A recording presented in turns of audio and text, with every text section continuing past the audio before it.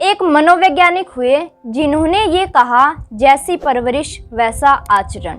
हो सकता है आपको ये बात स्वीकार करना थोड़ा सा मुश्किल लगे, लेकिन ये बात सच है।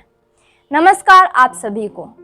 सबसे पहले तो एक छोटा सा डाउट क्लियर करते हैं। अगर आपके माइंड में ये सवाल आ रहा है, और लगभग पेरेंट्स ऐसा सोचते भी हैं, इसमें कोई बड़ी बात नहीं है। वो सवाल ये है कि ज़रूरत ही क्या है बच्चों पर अपना टाइम लगाने की। अभी तो वो बहुत छोटे हैं, अभी तो उनको समझ भी नहीं है। जब बड़े होंगे तब अगर कुछ भी गलती करेंगे बच्चे तो हम अपने आप समझा देंगे। बस इसी सोच के साथ शुरू होती है एक नई मुसीबत, जिसको हम खुद बुलावा देते हैं। हालांकि आपको पता भी है कि जब बच्चे का माइंड बिल्कुल नया है तो आप उसको जो डायरेक्शन दोगे वो उसी रास्ते पर चल पड़ेगा, नहीं तो फिर उसकी भी वही लर्निंग होगी जो ज़्यादातर बच्चे पेरेंट्स के अलावा बाकी लोगों से या फिर अपने आसपास के माहौल से सीखते हैं। और उसमें भी हम कुछ कह नहीं सकते कि उसको एक प्रॉपर गाइडेंस मिलेगी या फिर वो सही रास्ते पर चलेगा।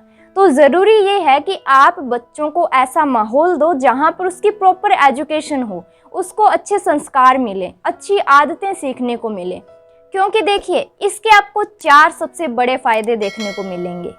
पहला, अगर समय रहते बच्चों को पेरेंट्स का साथ, उनका प्यार मिलता है। ऐसा नहीं है कि आप उनको ओवर प्रोटेक्ट करो या फिर आप बिल्कुल भी ध्यान ना दो। आप एक बैलेंस के साथ अगर अपने बच्चों से अच्छा रिलेशन बनाओगे, उनके साथ टाइम स्पेंड करोगे, तो वो आगे चलकर उन चीज़ों को करने से बचेगा जो गलत है, जो आपके लिए भी, उसकी ज़िंदगी के लिए भी, सोसाइटी के लिए भी या फिर आपके परिवार के लिए भी सही नहीं है। दूसरा, अगर मैं आपसे ये पूछूं कि सोसाइटी में लोगों से इंटरेक्शन करते हो, आप कहोगे हाँ बिल्कुल करते हैं। लेकिन क्या सभी लोग बेझिझक बात करने में सक्षम होते हैं? नहीं होते, क्योंकि बहुत से लोगों के अंदर कॉम्प्लेक्स होते हैं जिससे वो फेस टू फेस बात नहीं कर पाते। लेकिन ये समस्या आपके बच्चों में नहीं आएगी अगर आप उसको अच्छे तरीके से सही दिशा में गाइड करोगे। क्योंकि बच्चा सबसे पहले सोशल होना अपनी फैमिली से, अपने पेरेंट्स से ही सीखता है।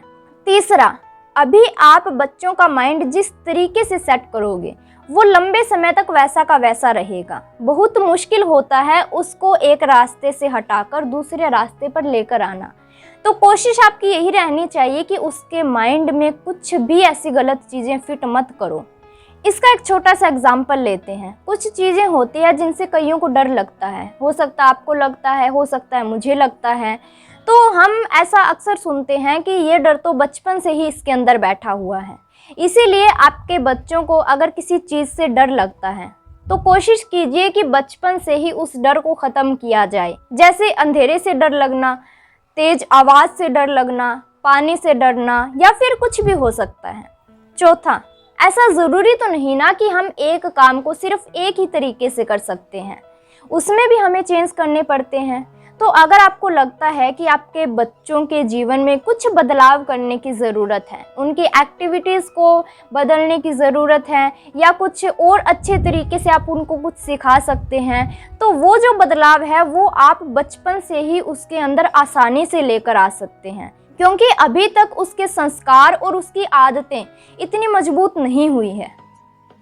और इन चारों बातों के रिजल्ट आपको तभी दिखेंगे जब आप थोड़ा सा सीरियस होकर अपने बच्चों पर अभी से ध्यान देना शुरू करोगे।